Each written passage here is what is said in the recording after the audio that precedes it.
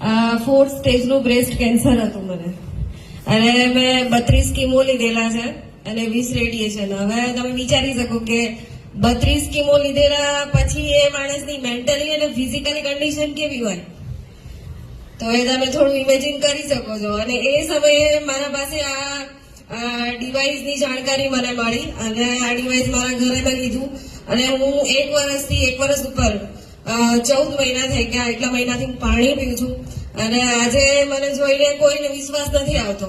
મારે ફોટો રાખવો પડે છે જોડે કે હું પોતે એક કેન્સર પેશન્ટ રહી ચૂકી છું. મારે બતાવવું પડે કે લોકો બિલીવ નહીં કરતા. આજે હું તમારી સામે છું કે 4th સ્ટેજના બ્રેસ્ટ કેન્સર પછી બી આજે મારે કોઈ જ પ્રકારની ગોળી હું નથી પીતી.